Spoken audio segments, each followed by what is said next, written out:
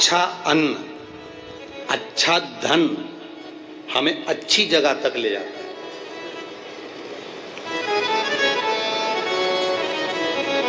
कभी कभी किसी के पांव की चप्पल पड़ी हुई थी, तुम्हारी चली गई मंदिर में से, तुम दूसरे की पहन गए।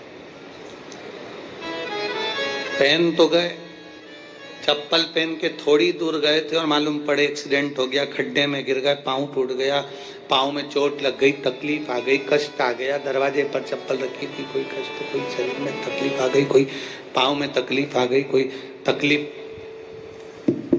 कोई कष्ट आ गया, कोई तकलीफ आ गई। अब आप विचार कर रहे हो मैंने तो कभी किसी का बुरा करा ही नहीं, मैंने तो कभी किसी का बुरा करा ही नहीं, फिर तकलीफ क्यों आई?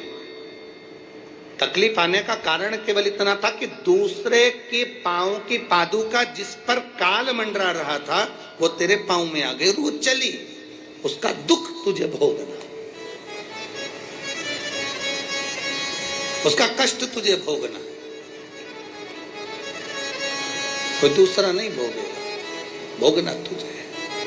शिव महापुराण की कथा कहती है 3 चीजों से दूर रहना, दूसरे की 3 चीजें हमारे पास नहीं आना चाहिए। पांव की चप्पल, जूता, दूसरे नंबर पर छाता, तीसरे नंबर पर मांग का टीका।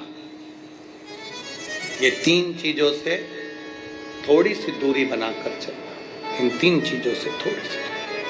किसी के पांव की चप्पल हमारे पांव में ना आए, किसी के पांव की पादुका, किसी का जूता चप्पल हमारे पास ना आए, इसका स्मरण रखें। किसी का छाते की छांव में आप बैठे मना नहीं है, छत्र की छांव में बैठे मना नहीं है, किसी के छाते की छांव में चले मना नहीं है, पर किसी का छाता, किसी का छत्र अगर बारिश में, गर्मी में तुम्हारे घर पर आ भी गया है तो बहुत दिन तक तुम्हारे घर में नहीं रहना चाहिए, वो छत्र तुम्हें वापस कर आना चाहिए। किसी का छत्र, किसी की पादुका और किसी का मांग का टीका अगर तुम्हारे मांग में आ गया है तो उसको कहीं ना कहीं आपको रखना चाहिए, उसको हमें धारण नहीं करना।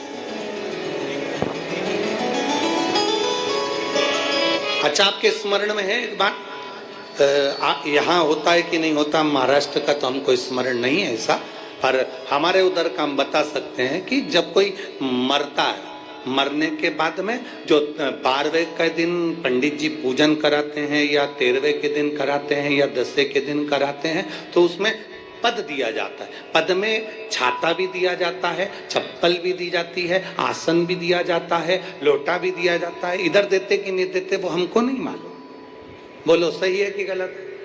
उसमें चप्पल और छाता ये बहुत जरूरी होता है। क्यों? क्योंकि इसमें काल होता है व्यक्ति का, वो काल चला जाए।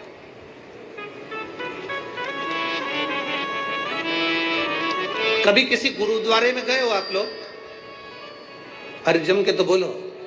कभी किसी गुरुद्वारे में दर्शन करने के लिए गए हो तो गुरुद्वारे में अगर दर्शन करने जाओगे तो वहां आप भोजन करो, लंगर चखो, सब कुछ करो। वहां गुरुद्वारे के बाहर या गुरुद्वारे के साइड में बड़े बड़े व्यक्ति भी तुम्हारे पांव की पादुका, चप्पल, जूते की सेवा करते हैं कि साहब यहाँ जूता रख दो, यहाँ चप्पल रख दो, यहाँ हम उठा कर दे देंगे। उसका कारण क्या है? उसका केवल एक कारण है, जो पादुका की सेवा कर रहा होता है, आए हुए भक्तों की चप्पल की सेवा कर रहा होता है, वो अपने काल को, अपने दुख को, अपने कष्ट को सब मिटा बैठता है उनके चरण की रज को प्राप्त करके।